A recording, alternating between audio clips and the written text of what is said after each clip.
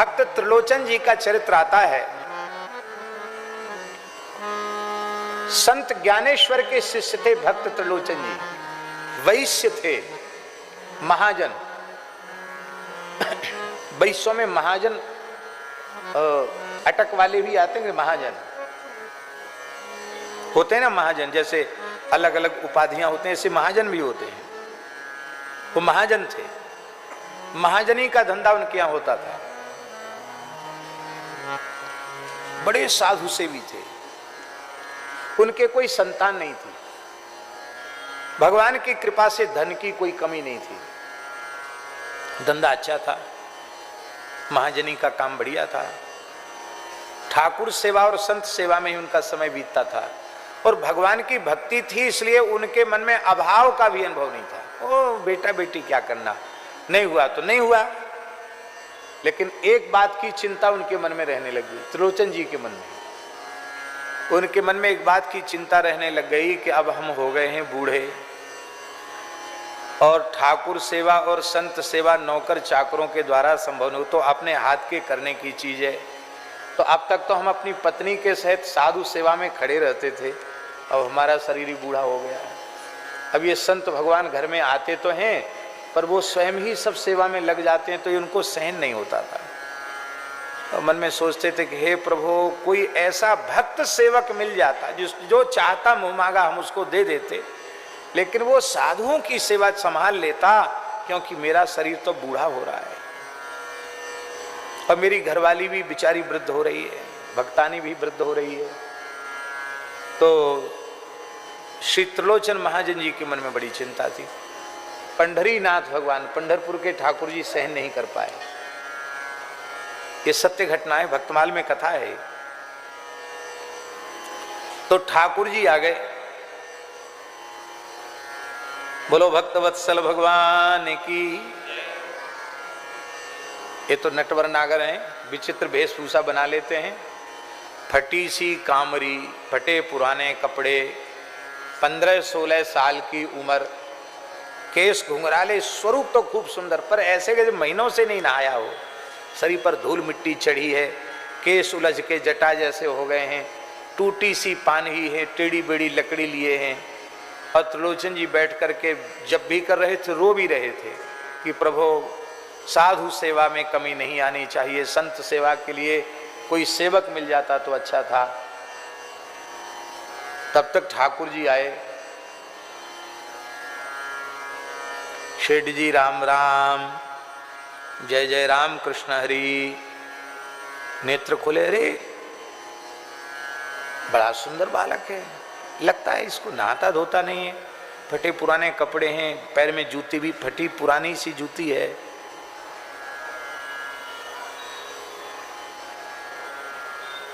कहा बेटा तुम्हारा नाम क्या है?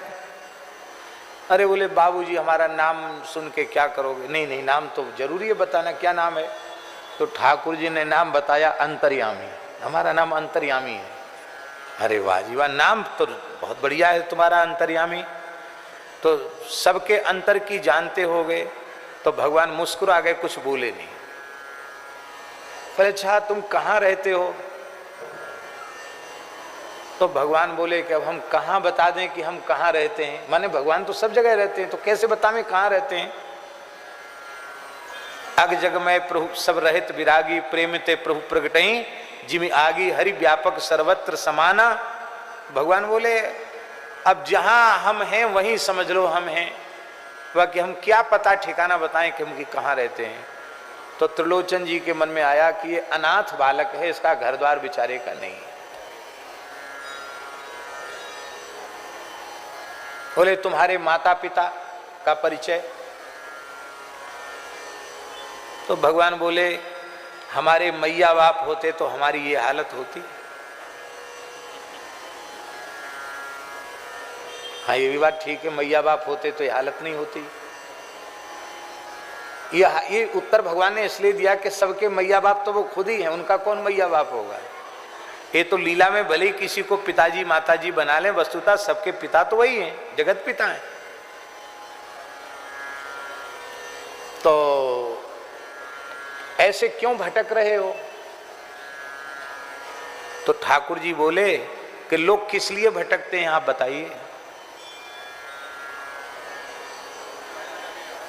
तो सेठ जी बोले, त्रिलोचन जी बोले धंधा पाने के लिए लोग घूमते हैं, तो बस इसलिए हम धंधा मिल जाए, 2 पैसा का कहीं कुछ रोजी रोटी मिल जाए, धंधा मिल जाए, इसलिए हम घूम रहे हैं। तो कुछ काम करना जानते हो? ऐसा ही होता है कि नौकर कोई आता है तो ऐसी बातचीत की, कुछ काम करना जानते हो? किस काम में तुम्हारी योग्यता है? बोले हमको चारों वर्ण और चारों आश्रमों की क्या मर्यादा है, उनका क्या खान पान है, क्या उनकी रेख टेक है, सब मुझे मालूम है। अच्छा। तो त्रिलोचन जी बड़े हंसे कि तुम्हारी उम्र तो 16-17 साल से ज्यादा समझ में नहीं आ रही है, इतना अनुभव तुमको कैसे हो गया? बोले आप विश्वास करो न करो हम सब जानते हैं। तो साधु सेवा करना आता है? तो ठाकुर जी बोले साधु सेवा करते करते मेरा जन्म बीत गया। तो त्रिलोचन जी बड़े हंसे, बोले ये लड़का कुछ करे न करे बोलता बहुत मीठा है, इसको रख लो अपने पास। हैं बताओ, तेरी उम्र तो देखने में लगता 16-17 साल की, भी रेख भी नहीं आई, मूछ भी नहीं आई, अब कहता जन्म बीत गया। उम्र ही कितनी हुई जो जन्म बीत गया? तो जब इतने योग्य हो फिर तुम्हें नौकरी कहीं क्यों नहीं मिली? कुछ न कुछ खोट तुम्हारे में जरूर है, जो इतने योग्य होने पर तुमको नौकरी नहीं मिली। बोले हाँ एक खोट है हमारे में, हम काम से पीछे हटते नहीं हैं, सब काम करते हैं हम, पर हमारे बारे में कोई शिकायत करने लग जाए तो वहां रहते नहीं हैं। क्या शिकायत? बोले हम बहुत खाते हैं, पेटू हैं, खाते ज्यादा हैं हम। तो त्रिलोचन जी हंसने लगे, बोले घर में अन्न धन की कमी नहीं है, कितना खाते होगे, बच्चे हो? तो भगवान बोले खाऊं 5-7 सेर, 5 सेर खा जाता हूं मैं, नहीं तो ठीक से खिलाओ तो 7 सेर तो कम से कम खा ही जाता हूं। आप लोग कहेंगे भगवान ने ऐसी बात क्यों कही? बहुत ध्यान से सुने, ये बात शास्त्र की बात है, लिखने योग्य और समझने योग्य बात है। घर में यदि आपने ठाकुर जी की प्राण प्रतिष्ठा की है तो प्राण प्रतिष्ठित विग्रह को 5 सेर से कम भोग नहीं लगाना चाहिए, कम से कम 5 सेर या 7 सेर भोग सामग्री सामने पधरानी चाहिए, अन्यथा भगवान का विग्रह पधराने में दोष लगता है। ये नहीं कि अब तो हमारे घर में 2 ही आदमी खाने वाले हैं, अब 2 रोटी वो खाते, 2 रोटी हम खाते हैं, 4 रोटी बना के भगवान को भोग लगा दो। तो भगवान ने कहा हम 5-7 सेर खाते हैं, मंदिरों में ये भोग लगाने की शास्त्रीय परंपरा है। तो भगवान बोले हम 5-7 सेर खाते हैं। तो त्रिलोचन जी बोले ऐसा है, 5 और 7 कितने होते हैं? कितने होते हैं? बोले आप 10 सेर 12 सेर खाओ, हमारी तरफ से कोई कमी नहीं, 20 सेर खाओ भले ही, पर साधु सेवा में कमी नहीं आनी चाहिए। भगवान ने सोचा बड़ा उदार भगत है, कंजूस तो बिल्कुल नहीं है, तो थोड़ा प्रश्न पत्र और कठोर कर दिया ठाकुर जी ने। ठाकुर जी बोले देखो ऐसा है, हम तो सबकी सेवा करेंगे, ठाकुर जी की भी आपके घर में सेवा करेंगे, संतों की भी सेवा करेंगे, आपकी भी सेवा करेंगे, लेकिन हमको रोटी बना के माता जी को खिलाना पड़ेगा। जो आपकी गृहिणी है ना भक्तानी, उनको हमारे लिए बनाकर खिलाना पड़ेगा। तो त्रिलोचन जी की गृहिणी तो बेचारी अब तक बनाती ही थी साधुओं के लिए रसोई। तो त्रिलोचन जी ने अपनी गृहिणी से कहा, ध्यान से सुने, त्रिलोचन जी ने अपनी गृहिणी से कहा कि सेवक तो एक मिल गया है, लेकिन इसने विचित्र शर्त रख दी है, ये सबको बना के खिलाएगा पर इसको तुम बना के खिलाओगी। माता जी बड़ी सरल थी, त्रिलोचन जी की पत्नी बहुत भक्त थी। अरे बोले कोई बात नहीं, लोग कहते तुम्हारे बेटा नहीं, इससे अच्छा बेटा कहाँ मिलेगा, इसी को बेटा मानकर खूब बना बना के खिलाऊंगी। त्रिलोचन जी बोले ये इसने पहले कह दिया खाऊं 5-7 सेर, 5-7 सेर खाता हूं। तो पत्नी थोड़ी सकुचाई तो सही, लेकिन फिर उनको नहीं कोई बात नहीं, इससे ज्यादा तो मैं रोज ही बनाती हूं, बना के खिला दूंगी, क्या है। भगवान ने कहा जिस दिन ये बात कह दोगी कि ये बड़ा पेटू है, बहुत खाता है, हम भाग जाएंगे। बोले हम क्यों कहेंगे ये बात। अब ठाकुर जी ने त्रिलोचन जी के यहाँ, महाराष्ट्र की घटना है, त्रिलोचन जी के यहाँ ठाकुर जी ने 13 महीना सेवा की नौकर बन के। कितने महीना? सब तरह की सेवा, चौका बर्तन से लेके झाड़ू बुहारू से लेकर सब सेवा। कहां तक कहें, त्रिलोचन जी की भी मालिश कर देते, उनका भी कपड़ा धो देते, उनको बढ़िया चकाचक रखते। और भगवान के लिए क्या कठिन है, भगवान के आने से रिद्धि सिद्धि भी बहुत बढ़ गई, साधु भी बहुत आने लगे, उत्सव महोत्सव बहुत होने लगे। और जो साधु जिस प्रकार की वस्तु पाना चाहता है, भगवान के लिए क्या कठिन, वही बना के प्रस्तुत। और प्रत्येक साधु को यही अनुभव होता कि अंतर्यामी तो हमारी ही सेवा में दिन रात रहता है। जय जयकार होने लगी, बोले भाई सेठ जी के यहाँ तो आनंद हो गया, लगता अष्ट सिद्धि नवनिधि नहीं के घर में रहती है। ओ कथा कीर्तन उत्सव महोत्सव होता रहता है, बहुत आनंद है। अब तो सेठ जी की झुर्रियां भी पता नहीं कहाँ चली गई, अब तो चमक आ गई है, माला लेके अपने प्रेम से भजन करते हैं। त्रिलोचन जी तो अब क्या कहना, बहुत बढ़िया। अरे महाराज 1000 लाख बेटा मिलाकर भी ऐसा बेटा नहीं हो सकता जैसा नौकर मिला है इनको। अब भगवान बोले हम और कुछ नहीं चाहिए, हमको कपड़ा दे दो, भोजन दे दो। अब बढ़िया सुंदर उबटन लगा के स्नान कराया, सुंदर कपड़े पहना दिए। ठाकुर जी तो ठाकुर जी सुंदर लगने लगे। 13 महीना सेवा करते करते बीत गया। एक दिन त्रिलोचन जी की गृहिणी पड़ोस में गई तो माताओं में चर्चा होती ही है।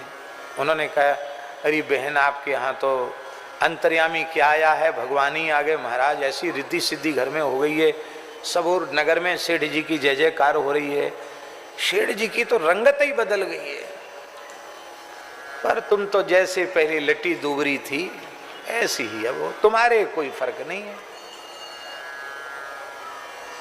तो उन्होंने कहा अब उनको करने ही क्या पड़ता, कुछ नहीं करना पड़ता, खाली माला फेरते हैं, भजन करते हैं, थोड़ा बहुत कोई धंधे पानी की बात है वो देख लेते हैं, अब उनको कोई काम नहीं है। तो आपको भी तो काम नहीं होगा, अंतर्यामी सब कर लेता होगा। अब वो बेचारी उनसे मुंह से निकल गया कि नहीं यही तो बात है, अंतर्यामी सब करता पर अंतर्यामी की सेवा हमको करनी पड़ती है। अच्छा क्या सेवा? हाथ पांव दबाना, कपड़ा धोना, वो ये कुछ नहीं, उसको भोजन कराना पड़ता है बना के। अरे बहन क्या खाता होगा, 16-17 साल का ही तो लड़का है, 2-4 रोटी खाता होगा। अरे कुछ मत पूछो, 5 शेर 7 शेर एक बार में ही जय सिया राम वो खा जाता है। अच्छा देखने में तो नहीं लगता कि इतना खाता है। हाँ खाता तो खूब है। अभी बेचारी उसके मुंह से निकल गई। ठाकुर जी अंतर्धान हो गए। ठाकुर जी जब अंतर्धान हो गए तो त्रिलोचन जी बहुत दुखी हुई, उनकी पत्नी बहुत दुखी हुई, खाना पीना छोड़ दिया, रोने लगे। घर घर जाके पूछते मेरा अंतर्यामी कहाँ है। अंत में निश्चय किया प्राण ही त्याग देंगे तो साक्षात ठाकुर जी आ गए। बोले हम तो सदा से संतों की नौकरी करते हैं, हम आज भी तुम्हारे नौकर बनकर आने के लिए तैयार हैं। अब तो और रोने लगे त्रिलोचन जी। बोले जगन्नाथ जगतपति लक्ष्मीपति वैकुंठनाथ को, रुक्मिणी नाथ को मैंने अपने घर में नौकर बनाकर रखा, मेरे पैर दबाए आपने, मेरे बर्तन साफ किए, रसोई बनाई, प्रभु मैं बहुत अधम हूँ। भगवान ने कहा हृदय से लगाया। बोले हम तो बहुत प्रसन्न हैं तुम्हारे ऊपर। श्री भक्तमाल में नाभाजी ने त्रिलोचन जी को चंद्रमा कहा है, भक्त जगत का चंद्रमा, भक्त नक्षत्र के समान है। तो इस कलिकाल के भक्तों में नाम त्रिलोचन शिष्य सूर शशि सदृश उजागर, नामदेव जी का भक्ति जगत का सूर्य कहा और त्रिलोचन जी को भक्ति जगत का चंद्रमा कहा। श्री त्रिलोचन जी के पद गुरु ग्रंथ साहब में है, सिखों का पवित्र ग्रंथ जो गुरु ग्रंथ साहब है उसमें भी श्री त्रिलोचन जी के पद सम्मिलित किए गए हैं, नामदेव जी के पद भी सम्मिलित किए गए हैं। माने आप ये विचार कीजिए कि उस काल के कितने बड़े संत हुए श्री त्रिलोचन जी महाराज। कोई हमारे जैसे विरक्त बाबा जी नहीं थे, वैश्य थे, गृहस्थ थे, परिवार में रहते थे, पर उनकी ख्याति कितनी हुई होगी कि सिखों के पवित्र ग्रंथ गुरु ग्रंथ साहब में भी त्रिलोचन जी की वाणी को आदर पूर्वक स्थान मिला। वाल्मीकि रामायण का एक प्रसंग। राम रावण युद्ध हो रहा था और उस युद्ध में रावण जब द्वंद्व युद्ध करने आया तो बानरों में विषाद छा गया। रावण विशालकाय रथ पर चढ़ा हुआ है, राम जी पैदल सैनिक की तरह जमीन पर खड़े हुए हैं, कैसे युद्ध होगा। तो बानरों को उदास देखकर श्री हनुमान जी ने रघुनाथ जी को प्रणाम किया। और वहां वाल्मीकि रामायण लंका कांड में, युद्ध कांड में वर्णन है, वहां हनुमान जी ने कहा, जैसे बैन तेय गरुड़ जी महाराज भगवान नारायण का वाहन है, ऐसे ही मैं आपका वाहन हूं।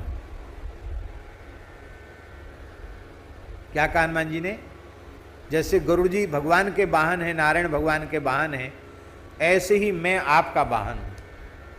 तो आप इन बानरों को प्रसन्नता प्रदान करने के लिए मेरा उपयोग कीजिए, आप मेरे कंधे पर विराजिए और इस रावण से युद्ध कीजिए। तो राम जी ने हनुमान जी के इस प्रस्ताव को स्वीकार कर लिया। राम जी हनुमान जी के कंधे पर विराज गए, ऐसे चरण लटका के, और ऐसे चरण लटका करके हनुमान जी विराज गए। और अब देखो विलक्षण बात, हनुमान जी की भावना कैसी अद्भुत है। अब राम जी के, रघुनाथ जी के चरण लटके हैं तो स्वाभाविक हनुमान जी के वक्षस्थल को बार बार राम जी के चरणों का स्पर्श हो रहा है, कुछ करना नहीं पड़ रहा है, स्वाभाविक वक्षस्थल को स्पर्श हो रहा है। और हनुमान जी जैसे कोई कृपण धन को बटोरे, ऐसे हनुमान जी चरणों को ऐसे दबा लेते हैं। क्यों? इसलिए दबा लेते हैं कि अस्त्र शस्त्र राम जी के चरणों में लग न जाएं, इसलिए उनके वज्रतुल्य श्रीअंग का स्पर्श करके रावण की प्रत्यंचा से छोड़े हुए बाण भोथरे होकर के टेढ़े मेढ़े होकर नीचे गिर जाते हैं, राम जी के चरणों तक चोट नहीं पहुंचती है।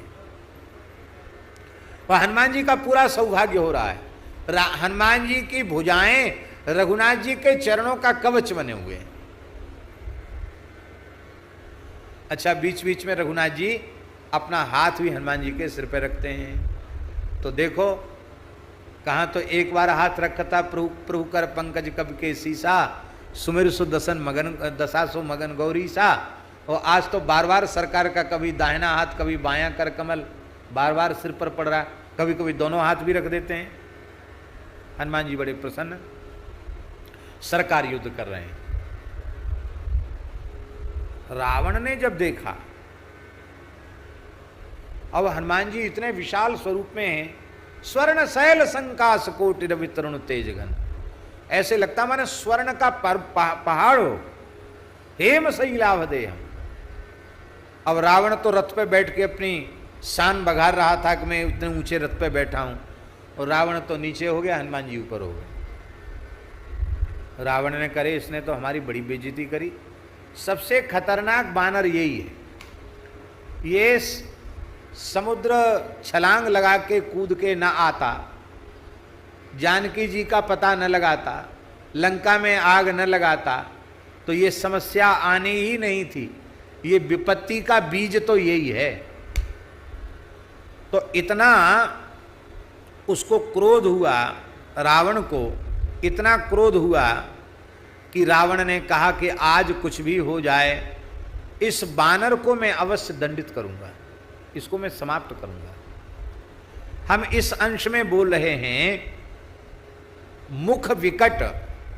हनुमान जी का मुख भक्तों के लिए तो सौम्य है, पर रावण ने उस विकट रूप को जब देखा तो रावण क्रोध में भर गया। उसने कहा कुछ भी हो, यही लंका में आग लगाने वाला, अक्षय कुमार को मारने वाला, सारा सबसे भारी उपद्रवी तो यही है, इसी को आज दंडित करना है। तो रावण राम जी से युद्ध छोड़कर हनुमान जी से युद्ध करने लगे। राम जी से युद्ध छोड़ दिया उसने, हनुमान जी से युद्ध करने, हनुमान जी पर प्रहार करने लग गया। जबकि होना यह चाहिए था कि जिससे आपका युद्ध हो रहा उससे आप युद्ध करो। हनुमान जी तो वाहन है, हनुमान जी तो वाहन है, पर वो सवार से न लड़कर, योद्धा से न लड़कर हनुमान जी से लड़ने लग गया। हनुमान जी अपने कौशल से उसके अस्त्र शस्त्रों को बचा रहे हैं। ऐसे हो जाते, ऐसे हो जाते हैं। अणिमा, महिमा, लघिमा, गरिमा, ये सब सिद्धियां हनुमान जी को हैं। कभी इतने छोटे हो जाते हो बाण ऊपर से निकल, कभी ऊपर चले जाते हैं। रावण को थका लिया उन्होंने।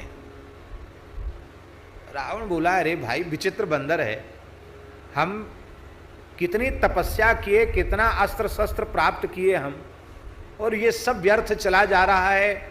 आकाश में देवता हंस रहे हैं और मेरी कुछ भी नहीं चल पा रही है। अंत में रावण को भयंकर क्रोध आया। तब अमोघ 3 बाण उसके पास थे, तपस्या से प्राप्त बाण। उसने उन बाणों को निकाला, मंत्र पढ़कर अभिमंत्रित किया। अभिमंत्रित करके वे अमोघ बाण हनुमान जी के ऊपर प्रयोग करके छोड़े। अब वो तो अमोघ थे, उनको तो अपना कार्य करना ही था। पर श्री हनुमान जी वज्र देह हैं, वज्र देह दानव दलन, जय जय जय कपी शूर। वज्र देह हैं, इसलिए वे अमोघ 3 शक्तियां वो भी हनुमान जी के श्रीअंग में घुस नहीं सकी। ऐसी यहां ललाट में घुसी 3 क्रमशः, और वो भीतर तक धस नहीं पाई। जैसे कोई कांटा वांटा, कोई तिनका लग जाए, ऐसे चट से कोई तोड़ के फेंक दे।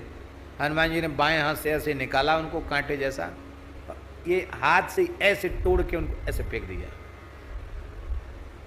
ओहो, इतनी तपस्या से प्राप्त शक्तियां भी व्यर्थ हो गईं। ये बानर है कि बवाल, ये बड़ी समस्या है। लोग कई बार कह देते हैं बाबा है कि बवाल,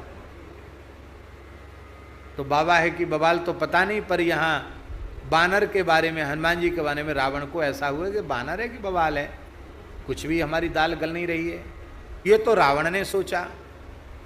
अब हनुमान जी के ललाट से जब वे 3 बाण निकल गए, अब वो बाण के निकलने से छिद्र हो गया, घाव हो गया था, तो वो तीनों रक्त के झरने झरने लगे।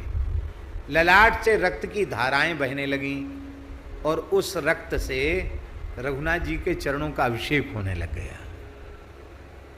वो रक्त जो है रघुनाथ जी के चरणों पर गिरा। लोग कहते हैं कि तुम चिंता ही मत करो, हम तुम्हारे हैं ना प्रेमी नेमी, तुम्हारा जहां पसीना गिरेगा वहां हमारा खून गिरेगा। लोग कहते हैं ना, कहते हैं ना, जहां तुम्हारा पसीना गिरेगा चिंता ही मत करो, हमें तुम्हारे, वहां हमारा खून गिरेगा। पर ऐसा कहने वाले लोग खून गिरने की नौबत आने के पहले ही 9-2-11 हो जाते हैं। हाँ? वो उल्टा ही बोलते हैं। वो कहते हैं जहां तुम्हारा खून गिरेगा वहां हमारा पसीना भी नहीं गिरेगा, ऐसे होते हैं वो लोग। पर श्री हनुमान जी महाराज, उन्होंने अपने रक्त से भी मानो श्री राम का चरणाभिषेक किया। पर जैसे ही रक्त का स्पर्श हुआ, हनुमान जी के ललाट से रक्त बहते हुए देखकर रघुनाथ जी ने अपना अमृतस्रावी करकमल, जिस करकमल से अमृत झरता रहता है, ऐसा करकमल जिससे सुग्रीव को छुआ था तो सुग्रीव की सारी पीड़ा चली गई, ऐसे उस करकमल से हनुमान जी के मस्तक पर जैसे रघुनाथ जी ने अपना दाहिना करकमल फिराया, महाराज जी घाव भी नहीं रहा, घाव का चिन्ह भी नहीं रहा। हनुमान जी तत्काल नीरुज हो गए। लेकिन राम जी ने कहा, ये तो हनुमान जी को दंड देना चाहता, अब मैं इसको दंड दूंगा। बड़ा बढ़िया प्रकरण है युद्धकांड में, वाल्मीकि रामायण में, उस ग्रंथ से उस प्रकरण को देखना चाहिए, इतना अद्भुत प्रकरण है। अब राम जी ने क्रोध किया, महाराज जी क्रोध करके राम जी ने इतना प्रचंड क्रोध किया, राम जी ने, कि रावण के रथ को नष्ट किया, घोड़ों को नष्ट किया, सारथी को नष्ट किया, पार्श्वरक्षक अंगरक्षकों को नष्ट किया, पूरी सेना को नष्ट किया। जो रावण थोड़ी देर पहले इतने ठाट बाट से था, उसको जमीन पर खड़ा कर दिया। मैदान में खड़ा है रावण। जो दिव्य अस्त्र शस्त्र उठाता है, उठाने के पहले ही रघुनाथ जी तिल तिल करके उसको काट देते हैं।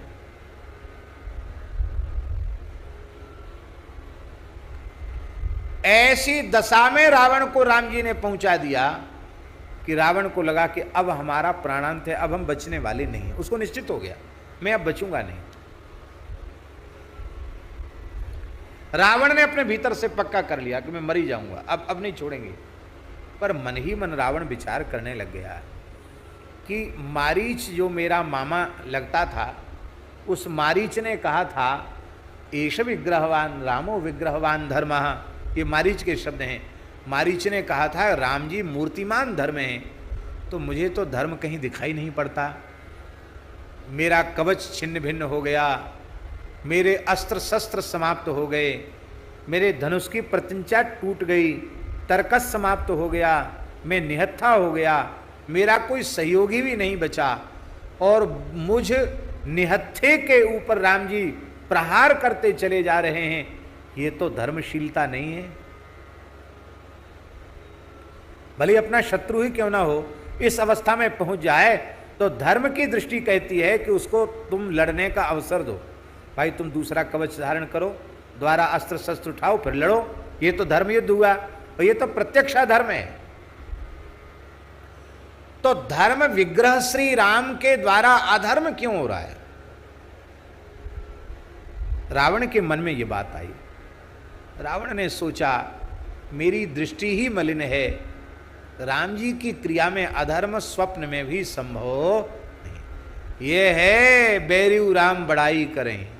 रावण का हृदय भी ये स्वीकार करता है कि राम जी की कोई क्रिया धर्म विरुद्ध हो नहीं सकती है। फिर राम जी इस अवस्था में मेरे ऊपर प्रहार क्यों कर रहे हैं?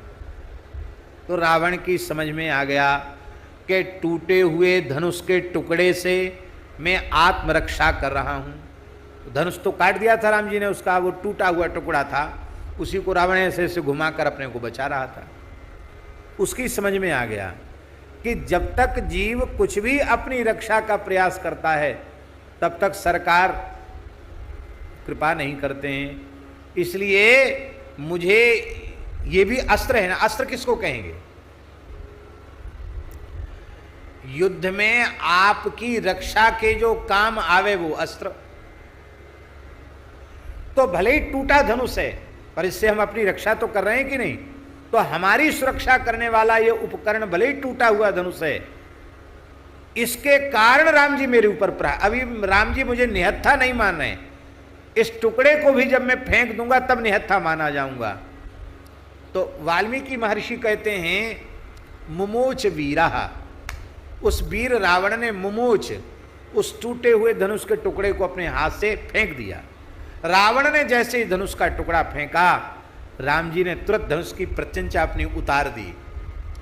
प्रत्यंचा चढ़ी रहेगी तो युद्ध, खोल दिया तो युद्ध बंद। राम जी ने धनुष की प्रत्यंचा खोल दी और मुस्कुरा कर कहा राजानामि दशग्रीव रणार्दितस्त्वम, हे दशग्रीव मैं जानता हूं आज के युद्ध में आप बहुत श्रमित हो गए। मन में पीड़ा नहीं करना, दुख नहीं करना, युद्ध में तो ऐसा होता ही रहता है। जाओ विश्राम करो, कुछ सुंदर आहार लो, वैद्यों से चिकित्सा लो, और यदि कल आपका उत्साह रहे तो दशरथ नंदन राम रणांगण में आपके स्वागत को समुत्सुक है। रावण पर तो लाखों घड़ा पानी पड़ गया। हाय हाय, मैं तो ठीक से नाम तक नहीं लेता हूँ, शत्रु के साथ भी इतनी मीठी वाणी का प्रयोग करते हैं। आहा, ऐसे हैं हमारे रघुनाथ जी। बोलना तो कोई सीखे तो हमारे राम जी से सीखे, कैसे बोला जाता।